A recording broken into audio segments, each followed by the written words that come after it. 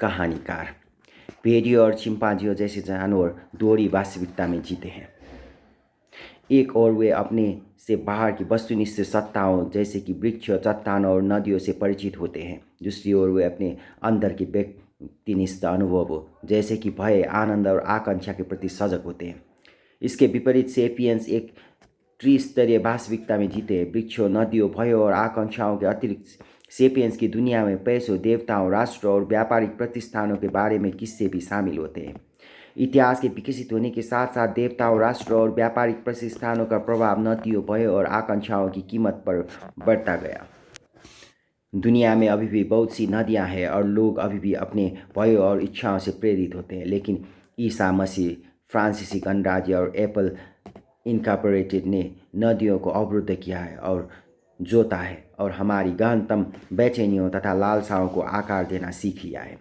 चूंकि इस बात की संभावना है कि 21वीं सदी की नई प्रौद्योगिकियां ज़्यादातर गल्पों को और ज़्यादा शक्तिशाली बना देगी। अपने भविष्य को समझने के लिए हमें यह समझना जरूरी है कि ईसा, फ्रांस गणराज्य और एप्पल के किस्सों ने इस कदर शक्ति कैसे हासिल कर ली। लोग सोचते हैं कि वे इतिहास का निर्माण करते हैं, लेकिन इतिहास वास्तव में किस्सों के जाल के इर्द गिर्द चक्कर लगाता है। स्वतंत्र रूप में मनुष्य की बुनियादी काबिलियतों में पाषाण युग के समय से ही बहुत ज़्यादा बदलाव नहीं आया है। वस्तुतः अगर उनमें कोई बदलाव आया भी है तो वे शायद क्षीण ही हुई है, लेकिन किस्सों का जाल उत्तरोत्तर मजबूत होता गया है और इस तरह उसने इतिहास को धकेलकर पाषाण युग से सिलिकॉन युग तक पहुंचा दिया है। इस सब की शुरुआत 70,000 साल पहले हुई थी, जब संज्ञानात्मक क्रांति ने सेपियंस को उन चीज़ों के बारे में बात करने में सक्षम बनाया जिनका वजूद सिर्फ उनकी कल्पनाओं में हुआ करता था। बाद में 60,000 सालों में सेपियंस ने बहुत सारे कल्पित जाल बुने, लेकिन ये सब छोटे और स्थानीय बने रहे। एक कबीले द्वारा पूजी जाने वाली किसी सत्य पूर्वज की प्रेतात्मा के बारे में उनके पड़ोसियों को तनिक भी जानकारी नहीं होती थी और किसी एक इलाके में बेशकीमती माने जाने वाली सीपियों का पास की पर्वत श्रृंखला को पार कर उसके दूसरी तरफ पहुंचते ही कोई मूल नहीं रह जाता था। पूर्वजों की प्रेतात्मा और बेशकीमती सीपियों के किस्से तब भी सेपियंस का बहुत ज़्यादा हित करते थे, क्योंकि वे सैकड़ों और कभी कभी हजारों सेपियंस को प्रभावशाली ढंग से परस्पर सहयोग करने की गुंजाइश देते थे, जो उससे बहुत बड़ी चीज़ थी जो नियंदरथल या चिंपांजी कर सके थे। तब भी जब तक सेपियंस शिकारी संग्रहकर्ता बने रहे तब तक वे सच्चे अर्थों में अति विशाल पैमाने पर आपसी सहयोग नहीं कर सके, क्योंकि शिकार और संग्रह के माध्यम से किसी नगर या राज्य का पेट भरना असंभव काम था। नतीजतन पाषाण युग की प्रेतात्माएं, अप्सराएं और दैत्य अपेक्षाकृत कमजोर हस्तियां हुआ करती थी। कृषि क्रांति की शुरुआत 12,000 साल पहले हुई। उसने अंतर्वैयक्तिक तंत्र को विस्तार देने और मजबूत बनाने के लिए जरूरी भौतिक आधार मुहैया कराया। खेती ने भीड़ भरे नगरों के हजारों लोगों और अनुशासित सेनाओं के हजारों सैनिकों का पेट भरना मुमकिन बना दिया। लेकिन अंतर्वैयक्तिक जालों को तब एक नई रुकावट का सामना करना पड़ा। सामूहिक कल्पनाओं, मिथकों को सुरक्षित रखने और व्यापक जन सहकार को संगठित करने के लिए शुरुआती दौर के किसान मानव मस्तिष्कों की उन डेटा प्रोसेसिंग काबिलियतों पर निर्भर करते थे जो सर्वथा सीमित थी। किसान महान देवताओं के बारे में गढ़े गए किस्सों पर विश्वास करते थे। उन्होंने अपने प्रिय देवता के मंदिर बनाए, उनके प्रति भक्ति प्रदर्शित करने के लिए त्योहारों का आयोजन किया, उनके लिए बलिदान दिए और उनके लिए भूमियाँ, लगान और उपहार दिए। सुमेर के पहले नगरों में लगभग 6,000 साल पहले मंदिर महज उपासना के केंद्र नहीं हुआ करते थे, बल्कि सबसे महत्वपूर्ण राजनीतिक और आर्थिक गतिविधियों के केंद्र भी हुआ करते थे। सुमेरियाई देवता जो भूमिका निभाते थे वह आधुनिक ब्रांडों और व्यापारिक प्रतिष्ठानों द्वारा निभाई जाने वाली भूमिका से काफ़ी मिलती जुलती थी। आज व्यापारिक प्रतिष्ठान वे कल्पित वैधानिक सत्ताएं हैं जिनके साथ में संपत्ति का स्वामित्व होता है, जो पैसे उधार देती है, कर्मचारियों को नौकरी पर रखती है और आर्थिक उद्यमों की पहल करती है। उरुक, लागास और सुरूपक के प्राचीन नगरों में देवता ऐसी वैधानिक सत्ताओं की भूमिका निभाते थे जिनके स्वामित्व में खेत और गुलाम हो सकते थे, जो ऋण लेन देन कर सकती थी, वेतनों का भुगतान कर सकती थी और बांध तथा नहरें बना सकती थी। चूंकि ये देवता अविनाशी थे और चूंकि उनकी विरासत को लेकर झगड़ने के लिए उनके कोई बच्चे नहीं होते थे, इसलिए वे ज़्यादा से ज़्यादा संपत्ति और ताकत एकत्र करके जाते थे। ऐसे सुमेरियाई लोगों की संख्या उत्तरोत्तर बढ़ती गई, जिन्होंने पाया कि उनको देवताओं द्वारा रोजगार मुहैया कराए जाते थे। वे देवताओं से कर्ज लेते थे, देवताओं की जमीनें जोतते थे और देवताओं के प्रति करों और दशमांशों के देनदार होते थे। जिस तरह आज के सैन फ्रांसिस्को में जॉन गूगल का कर्मचारी है और मेरी माइक्रोसॉफ्ट के लिए काम करती है, उसी तरह प्राचीन उरुक में एक व्यक्ति एंकी देवता का कर्मचारी होता था तो उसका पड़ोसी इनात्रा देवी के लिए काम करता था। एंकी और इनात्रा के मंदिर के शिखर उरुक के आकाश में तने थे और उनके अलौकिक लोगों, इमारतों, उत्पादों और वस्त्रों के पहचान चिन्ह हुआ करते थे। सुमेरियाइयों के लिए एंकी और इनात्रा उतने ही वास्तविक थे जितने वास्तविक गूगल और माइक्रोसॉफ्ट हमारे लिए है। ये सुमेरियाई देवता अपने पूर्वजों, पाषाण युग के प्रेतों और आत्माओं की तुलना में बहुत ज़्यादा शक्तिशाली सत्ताएं हुआ करते थे। कहना न हो कहना न होगा कि ये देवता अपने कारोबार खुद नहीं चलाते थे, इस सीधी सादी वजह से कि मनुष्य की कल्पना के अलावा उनका और कहीं वजूद नहीं था।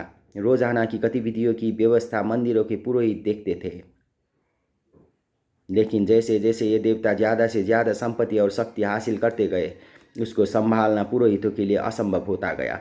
वे भले ही परम शक्तिशाली आकाश देवता और सर्वज्ञ पृथ्वी देवी का प्रतिनिधित्व कर चुके हों, लेकिन वे स्वयं को दोषयुक्त नश्वर प्राणी थे। उनको यह याद करने में मुश्किल पेश आती थी कि कौन सी जागीरें, बगान और खेत इनात्रा देवी के थे, इनात्रा के किन कर्मचारियों को पगार मिल चुकी थी, देवी के कौन से किराएदारों ने अभी तक भाड़ा नहीं दिया था और देवी कर्जदारों के किस दर पर ब्याज वसूल करती थी।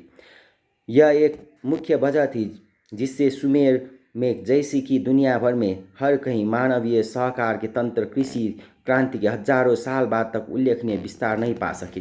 कोई विशाल राजतंत्र नहीं थे, व्यापार के दूर दूर तक फैले कोई तंत्र नहीं थे और कोई सार्वभौमिक मजहब नहीं थे। यह रुकावट अंततः लगभग 5000 साल पहले दूर हुई जब सुमेरियाइयों ने लेखन और पैसे दोनों का आविष्कार किया। ये सियामी जुड़वा एक ही समय में, एक ही स्थान पर, एक ही अविभाग के यहाँ जन्मे थे। उन्होंने मानव मस्तिष्क की डेटा प्रोसेसिंग की सीमाओं को तोड़ा। लेखन और पैसे ने सैकड़ों हजारों लोगों से महसूल वसूल करने की शुरुआत करना, जटिल किस्म की नौकरशाहियों को संगठित करना और विशाल राजतंत्र की स्थापना करना संभव बनाया। सुमेर में इन राजतंत्र का संचालन देवताओं के नाम पर इंसानी पुरोहित राजाओं द्वारा किया जाता था। पड़ोस की नील घाटी में लोगों ने एक कदम और आगे बढ़कर पुरोहित राजा के साथ देवता को मिलाकर एक जीवित देवता फेरो की रचना कर डाली।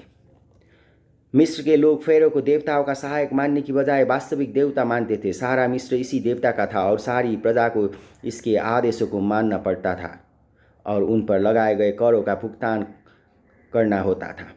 जिस तरह सुमेरियाई मंदिरों में होता आया था, उसी तरह फेरो के मिस्र में देवता अपने व्यापारिक साम्राज्य का संचालन स्वयं नहीं करता था।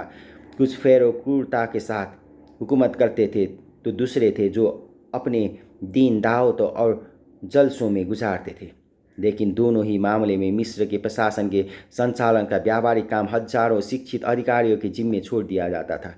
किसी भी दूसरे इंसान की ही तरह फेरो की जैविक जरूरतों, आकांक्षाओं और भावनाओं से युक्त एक जैविक काया थी, लेकिन इस जैविक फेरो का उतना महत्व नहीं था। नीली घाटी का वास्तविक शासक एक कल्पित फेरो था जो उन किस्सों में वास करता था जिनको लाखों मिस्रवासी एक दूसरे को सुनाते थे। जहाँ फेरो अपने महल में अंगूर चबाता और अपनी बीवियों तथा रखेलों के साथ रंग रंगेलियाँ मनाता राजधानी मेम्फिस में बैठा रहता था, वहीं फेरो के अधिकारी भूमध्य सागरीय तट से लेकर न्यूबियाई रेगिस्तान तक पूरे राज्य में आवाजाही करते रहते थे। ये नौकरशाह उन करों का हिसाब रखते थे जिनका भुगतान हर गांव को करना होता था। उस हिसाब को भोजपत्र में खर्रों पर दर्ज करते थे और इन खर्रों में मेम्फिस भेज देते थे।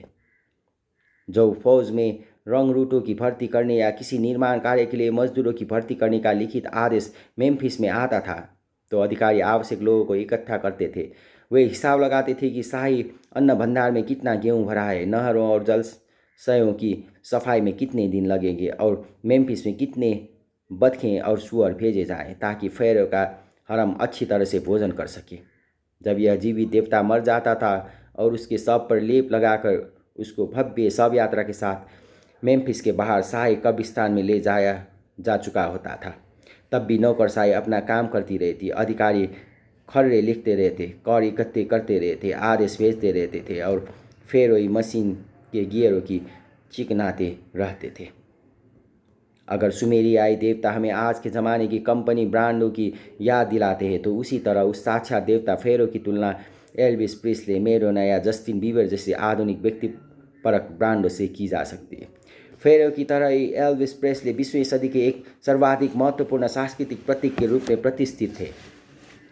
इस अमेरिकी गायक और अभिनेता को किंग भी कहा जाता था। उसकी भी जैविक जरूरतों, आकांक्षा और भावनाओं से युक्त एक जैविक काया थी। एल्विस खाता और पीता और सोता था, लेकिन एल्विस एक जैविक काया होने से ज़्यादा कुछ था। फेरो की तरह एल्विस भी एक किस्सा, एक मिथक, एक ब्रांड था, और यह ब्रांड उस जैविक काया से कई ज़्यादा महत्वपूर्ण था। एल्विस के जीवन काल के दौरान इस ब्रांड ने रिकॉर्ड, टिकट, पोस्टर और सत्वाधिकार बेचकर लाखों डॉलर कमाए थे, लेकिन एक व्यक्ति के रूप में एल्विस द्वारा बहुत थोड़े से जरूरी काम किए जाते थे। इसकी बजाय इनमें से ज़्यादातर काम एजेंटों, वकीलों, निर्माताओं और सचिवों की एक छोटी मोटी फौज द्वारा निष्पादित किए जाते थे। नतीजतन जब जैविक एल्विस नहीं रहा, तब भी ब्रांड के तौर पर उससे जुड़ा कारोबार चलता रहा। यहाँ तक कि आज भी उसके मुरीद किंग के पोस्टर खरीदते हैं, रेडियो स्टेशन रॉयल्टियों का भुगतान करते रहते हैं, और हर साल 5 लाख से ज़्यादा तीर्थयात्री मेम्फिस, टेनेसी में स्थित किंग के कब्रिस्तान ग्रिसलैंड में जमा होते हैं।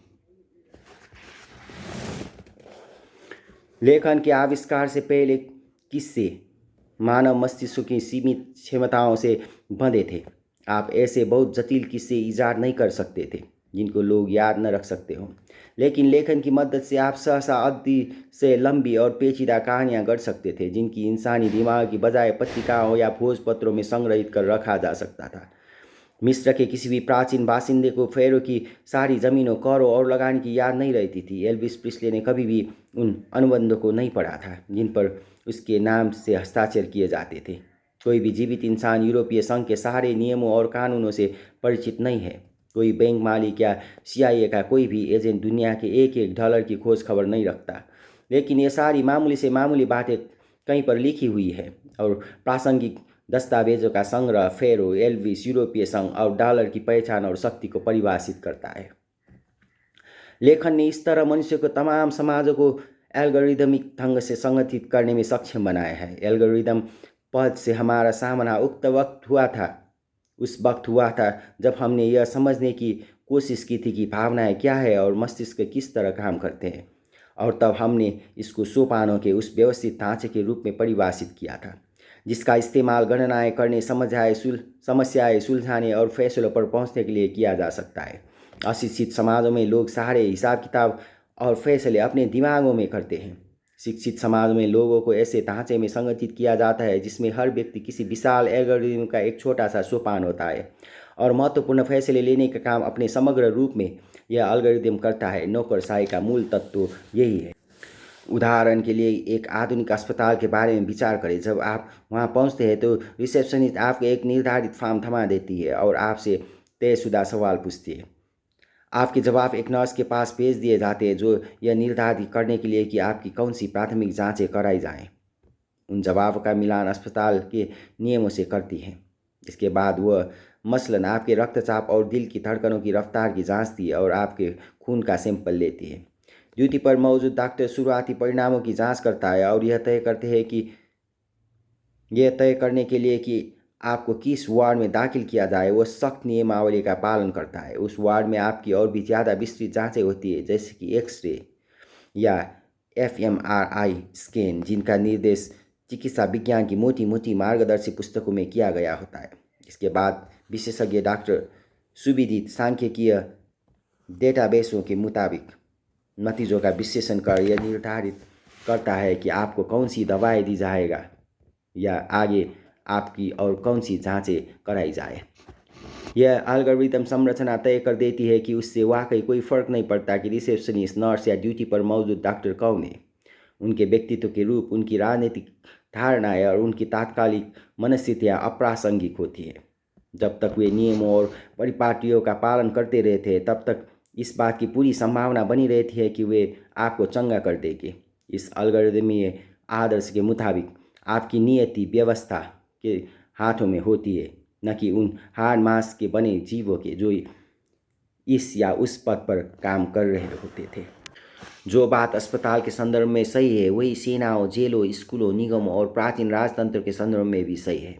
बेशक प्राचीन मिस्र प्रौद्योगिकी की दृष्टि से आधुनिक अस्पताल के मुकाबले बहुत कम परिष्कृत था, लेकिन एल्गोरिदम का सिद्धांत एक जैसा ही था। प्राचीन मिस्र में भी ज़्यादातर फैसले किसी एक ज्ञानी आदमी द्वारा नहीं बल्कि अधिकारियों के उस तंत्र द्वारा लिए जाते थे जो भोजपत्रों और पत्थरों पर उकेरी गई इबारतों की मार्फत आपस में जुड़ा था। साक्षात देवता फेरो के नाम पर काम करते हुए इस तंत्र ने मानव समाज का पुनर्गठन किया और कुदरत की दुनिया को नया आकार दिया। उदाहरण के लिए सेनुसरेट थर्ड और उसके बेटे अमेनेमह थर्ड नामक फेरो, जिन्होंने ईसा पूर्व 1878 की ईसा 1878 से ईसा पूर्व 1814 तक मिस्र पर राज किया था, ने नील नदी को फेयुम घाटी से जोड़ने वाली एक विशाल नहर खुदवाई थी। बांधों, जलाशयों और उपनहरों के एक पेचीदा ताने बाने ने नील के कुछ पानी को फेयम की तरह मोड़ दिया और इस तरह 130 खरब गैलन पानी की क्षमता वाली एक विशालकाय कृत्रिम झील को तैयार कर दिया। इसकी तुलना में मीर झील नामक संयुक्त राज्य अमेरिका स्थित मानव निर्मित सबसे बड़े जलाशय में 90 खरब गैलन पानी की क्षमता है। फेयुम अभियांत्रिकी परियोजना ने फेरो को नील नदी को नियंत्रित करने, विनाशकारी बाढ़ को रोकने और सूखे के दिनों में बेशकीमती जल राहत मुहैया कराने की क्षमता प्रदान की थी। इसके अतिरिक्त इसने फेयुम घाटी को ऊपर रेगिस्तान से घिरे मगरमच्छों से दूषित दलदल से मिस्र के अन्न भंडार में बदल दिया।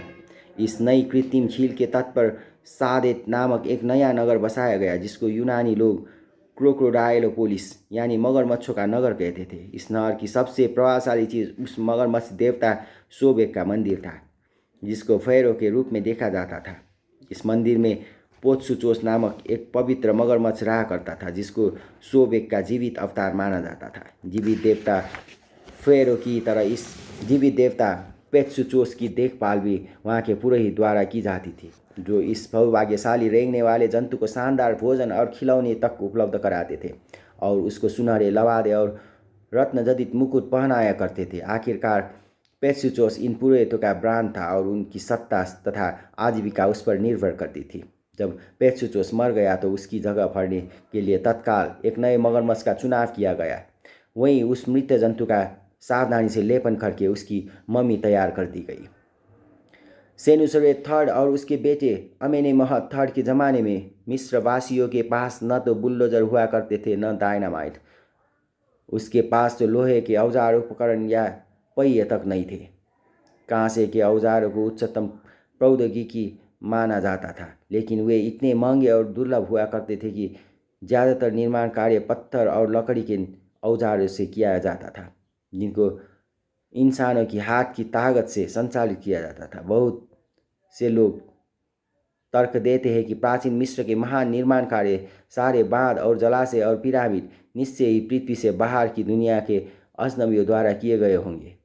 अन्यथा एक ऐसी संस्कृति जिसके पास पहले और लोहा तक नहीं था, इस तरह से विस्मयकारी काम कैसे कर सकती है। सच्चाई बहुत अलग है। मिस्रवासियों ने फेयुम जलाशय और पिरामिडों का निर्माण पृथ्वी से बाहर की किसी इमदाद की बदौलत नहीं बल्कि ज़बरदस्त संगठनपरक दक्षताओं के बूते पर किया था। हजारों शिक्षित नौकरशाहों पर निर्भर करते हुए फेरो ने दसियों हजार मजदूरों को नियुक्त किया था और सालों तक उनके भरण-पोषण के लिए पर्याप्त भोजन का इंतजाम किया था। जब ये दसियों हजार मजदूर कई दशकों तक आपसी सहयोग करते थे, तब जाकर वे पत्थर के औजारों तक से एक कृत्रिम जलाशय या एक पिरामिड का निर्माण कर पाते थे। फेरो निश्चय ही कभी एक अंगुली भी नहीं हिलाता था। वो खुद कर संग्रह नहीं करता था। वह किसी स्थापत्य का नक्शा तैयार नहीं करता था और निश्चय ही उसने कभी कोई बेलचा या खुरपा नहीं उठाया था। लेकिन मिस्रवासियों का विश्वास था कि सिर्फ इस जीवित देवता फेरो और उसके अलौकिक संरक्षक सोबेक की प्रार्थनाएं ही नील घाटी को विनाशकारी बाढ़ों और सूखों से बचा सकती थी। उनका मानना सही था। फेरो और सोबेक कल्पित सत्ताएं थी जो नील के जल स्तर को बहाने घटाने के लिए कुछ भी नहीं करते थे। लेकिन जब लाखों लोगों ने मेरे फेरो और सोबेक में आस्था प्रकट की और इसलिए बांधों का निर्माण करने तथा खड़े नहरें खोदने के लिए आपस में सहयोग किया, तो बाढ़ और सूखे विरली घटनाएं हो गई। पाषाण युग की आत्माओं की बात तो छोड़ ही दी। सुमेरियाई देवताओं की तुलना में भी प्राचीन मिस्र के देवता सच्चे अर्थों में शक्तिशाली सत्ताएं थी, जिन्होंने नगरों का निर्माण किया, फौजें खड़ी की और लाखों इंसानी गायों और मगरमच्छों की जिंदगियों की नियंत्रण किया। कल्पित सत्ताओं को चीज़ों का निर्माण या नियंत्रण करने का श्रेय देना विचित्र बात लग सकती है, लेकिन आजकल हम आदतन यह कहते हैं कि संयुक्त राज्य अमेरिका ने पहला परमाणु बम बनाया, चीन ने थ्री गारजेट बांध का निर्माण किया, या यह कि गूगल स्वचालित कार तैयार कर रहा है, तब हम यह क्यों नहीं कहते कि फेरो ने एक जलाशय का निर्माण किया था और सोबेक ने एक नहर खोदी थी। कागज पर निर्भर जीवन। लेखन के इस तरह उन शक्तिशाली कल्पित सत्ताओं के प्रादुर्भाव को आसान बना दिया, जिन्होंने लाखों लोगों को संगठित किया और नदियों, दलदलों और मगरमच्छों की वास्तविकता को नए सिरे से गढ़ा। इसके साथ साथ लेखन की वजह से इंसानों की इस तरह की कल्पित सत्ताओं में विश्वास करना भी आसान हो सका, क्योंकि इसने इंसानों को वास्तविकता को अमूर्त संकेतों के माध्यम से अनुभव करने का भी अभ्यस्त बनाया। शिकारी संग्रहकर्ता अपने दिन पेड़ों पर चढ़ने, मशरूम खोजने और जंगली सुअरों तथा खरगोशों का पीछा करते हुए बिताते थे। किसान सारे दिन खेतों में काम करते थे, हल चलाते थे, फसलें काटते थे, मक्का पीसते थे और खेती के उपयोग में आने वाले जानवरों की देखभाल करते थे। अपने पैरों तले कीचड़ भरी जीवन का स्पर्श, हल खींचने, बैलों की गंध और चूल्हे से निकली ताज़ा मर्म रोटी का स्वाद उनकी रोज़मर्रा की वास्तविकताएं थी। इसके विपरीत प्राचीन मिस्र के लिपिक अपना ज़्यादातर समय पढ़ने, लिखने और हिसाब किताब लगाने में बिताने थे। उनकी रोज़मर्रा की वास्तविकता भोजपत्र पर उभरते स्याही के उन निशानों से निर्मित थी, जो यह तय करते थे कि कौन किस खेत का मालिक है, एक बैल की कीमत क्या है और किसानों को सालाना कितने करों का भुगतान करना होगा। एक लिपिक अपनी कलम से एक आघात मात्र से समूचे गांव की नियति व फैसला कर सकता था। आधुनिक युग के आगमन तक विशाल बहुसंख्यक समाज निरक्षर बना रहा, लेकिन अत्यंत महत्वपूर्ण प्रशासक वास्तविकता को उत्तरोत्तर लिखित इबारतों के माध्यम से देखते रहे। इस शिक्षित अभिजात वर्ग के लिए, वह चाहे प्राचीन मिस्र का हो या 20वीं सदी के यूरोप का हो, कागज़ पर लिखी कोई भी इबारत कम से कम उतनी ही वास्तविक थी जितने वास्तविक पेड़, बैल या मनुष्य है। 1940 के वसंत में जब नाजी उत्तर की तरफ से फ्रांस में घुसे, तो वहाँ की शानदार यहूदी आबादी ने देश छोड़ने के लिए दक्षिण की तरफ भागने की कोशिश की। सरहद पार करने के लिए उनको स्पेन और पोर्चुगल के बीजों की ज़रूरत पड़ी और दूसरे शरणार्थियों की बाढ़ के साथ साथ दसियों हजार यहूदियों ने कागज़ का वो जीवन रक्षक टुकड़ा हासिल करने की खातिर बोगदू में पुर्तगाल के कॉन्सुलेट को घेर लिया। पुर्तगाल की सरकार ने अपने फ्रांसीसी राजदूत को विदेश मंत्रालय की पूर्व स्वीकृति बिना वीज़ा जारी करने से रोक दिया, लेकिन बोगदू स्थित राजदूत अस्तिदस डी सूजा मेरिस ने इस आदेश की अवज्ञा करने का फैसला करते हुए अपने 30 साल लंबे कूटनीतिक जीवन को त्याग दिया। चूंकि नाजी टैंक बोगदू के करीब पहुंच रहे थे, सूजा मेरिस और उसके सहकर्मियों ने 10 दिन और रात निरंतर काम किया, जिस दौरान उन्होंने सोने के लिए भी विश्राम नहीं लिया और वीज़ा जारी करते हुए कागज़ के टुकड़ों पर मुहरें लगाते रहे। सूजा मेरिस ने थकान से चूर होकर गिरने तक हजारों की संख्या में वीज़ा जारी कर दिए। पुर्तगाल सरकार की इन शरणार्थियों को स्वीकार करने की कोई खास इच्छा नहीं थी। उसने इस नाफरमान राजदूत को वापस लाने के लिए अपने एजेंट भेजे और उसको विदेश विभाग की नौकरी से निकाल दिया। तब भी जिन अधिकारियों को इंसानों की दुर्दशा की कोई खास परवाह नहीं थी, उनके मन में भी दस्तावेजों के प्रति गहरी श्रद्धा थी और सूजा मेरिस द्वारा आदेशों के विरुद्ध जारी किए गए वीज़ाओं का फ्रांसीसी, स्पेनी और पुर्तगाली नौकरशाहों द्वारा समान रूप से सम्मान किया गया और उन्होंने 30,000 लोगों की नाजियों के मौत के जाल से निकाल लिया। सूजा मेरिस वह एकमात्र व्यक्ति था जो यहूदियों के नरसंहार के दौरान किए गए इस सबसे बड़े मुक्ति अभियान के लिए अकेला जिम्मेदार था। वह मेंदिस, जो महज रबर की मुहर से हथियारबंद था, लिखित दस्तावेजों की पवित्रता का प्राय बहुत कम सकारात्मक प्रभाव हुआ करता था। 1958 से 1961 तक जब माओ सेतुंग ने चीन को तेजी के साथ एक महाशक्ति में बदलना चाहा, तो साम्यवादी चीन ने प्रगति की दिशा में विशाल छलांग का बीड़ा उठाया। महत्वाकांक्षी औद्योगिक परियोजनाओं के लिए अतिरिक्त खाद्यान्न का इस्तेमाल करने के इरादे से माओ ने कृषि उत्पादकों को दुगुना तिगुना करने का आदेश दिया। माओ की ये असंभव मांगे बीजिंग के सरकारी दफ्तरों से नौकरशाही की सीढ़ियाँ उतरकर प्रांतीय प्रशासकों से होती हुई गांव के मुखियाओं तक पहुंची। अपनी आलोचना को शोर देने से भयभीत तथा अपने वरिष्ठों के कृपा पात्र होने के इच्छुक स्थानीय अधिकारियों ने कृषि उत्पादों की नाटकीय बढ़ोत्तरी की कल्पनाएं रिपोर्टें गढ़ डाली। ये मनगढ़ंत संख्याएं अब नौकरशाही के तंत्र तक पहुंची तो हर अधिकारी ने उनको और भी बढ़ा चढ़ाकर पेश करते हुए अपनी कलम से उन संख्याओं में यहाँ वहाँ एक शून्य और जोड़ दिया। नतीजतन 1958 में चीनी सरकार को खाद्यान्न के उत्पादन की वास्तविक मात्रा से 50% ज़्यादा उत्पादन होने के बारे में सूचित किया गया। इन रिपोर्ट पर विश्वास करते हुए सरकार ने दूसरे देशों के साथ हथियारों और भारी यंत्रों का विनिमय करते हुए उनको लाखों टन चावल बेच दिया, ये मानकर कि उसके बाद भी चीनी आबादी की भोजन आपूर्ति के लिए ढेरों चावल बचा हुआ रहेगा। इसका परिणाम इतिहास के सबसे बड़े दुर्भिक्ष और करोड़ों चीनियों की मौत के रूप में सामने आया। इस बीच चीन के कृषि संबंधी चमत्कार की उत्साहवर्धक खबरें सारी दुनिया में फैल गई। तंजानिया के आदर्शवादी राष्ट्रपति जूलियस न्येरेरे चीन की इस सफलता से गहरे प्रभावित हुए। तंजानियाई कृषि का आधुनिकीकरण करने के उद्देश्य से न्येरेरे ने चीन का आदर्श सामने रखते हुए सामूहिक खेती स्थापित करने का संकल्प कर लिया।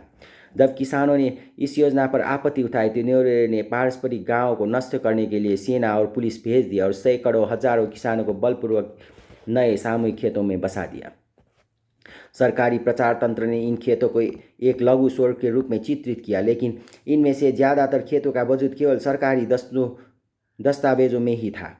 राजधानी दार एस सलाम में लिखे गए अनुबंध और रिपोर्ट का कहना था कि अमुक अमुक तिथि को अमुक अमुक गांव के बासिंदों को अमुक अमुक खेतों में बसाया गया है। वास्तविकता यह थी कि जब ये ग्रामीण अपने गंतव्य पर पहुंचे तो उनको वहाँ पर कुछ नहीं मिला, न कोई मकान, न खेत और न कोई औजार। तब ये अधिकारी ने खुद को और राष्ट्रपति न्येरेरे को महान कामयाबी की सूचना दी। दरअसल 10 साल से भी कम समय में तंजानिया अफ्रीका के सबसे बड़े निर्यातक देश से खाद्यान्न के एक ऐसे खालिश आयातकर्ता में बदल गया जो बिना बाहरी इमदाद के अपना पेट नहीं भर सकता था। 1979 में तंजानिया के 90% किसान सामूहिक कृषि भूमि में रह रहे थे, लेकिन वे देश के कुल कृषि उत्पादन का मात्र 5% ही पैदा कर रहे थे। हालांकि लेखन का इतिहास इस किस्म की दुर्घटनाओं से भरा हुआ है, लेकिन कहीं ज़्यादा दक्षतापूर्ण प्रशासन के लाभ आमतौर से कम सरकार के संदर्भ में उसके लिए चुकाई गई कीमत के ज़्यादा साबित हुए हैं। कोई प्रशासक ऐसा नहीं हुआ जो अपनी कलम के एक आगाज से वास्तविकता को उलट देने का लोभ संवरण कर सका हो, और अगर परिणाम विनाशकारी होते थे तो उसका इलाज और भी भारी भरकम ज्ञापन लिखने तथा ज़्यादा से ज़्यादा नियमावलियाँ और फरमान जारी करने में नीत देखा जाता था। लिखित भाषा को भले ही वास्तविकता को चित्रित करने के लिए विनम्र तरीके के रूप में देखा जाता रहा हो, लेकिन वो वास्तविकता को नए सिरे से गढ़ने का एक सशक्त तरीका बनता गया। जब सरकारी रिपोर्टें वस्तुनिष्ठ वास्तविकता से टकराती थी तो अक्सर यह वास्तविकता होती थी जिसे रास्ते से हटना पड़ता था। जिस किसी का कभी कर अधिकारियों से, शिक्षा व्यवस्था या किसी अन्य जटिल नौकरशाही से वास्ता पड़ा है, वो जानता है कि सच्चाई कोई खास मायने नहीं रखती। आपके फॉर्म पर जो लिखा होता है वो कहीं ज़्यादा महत्वपूर्ण होता है।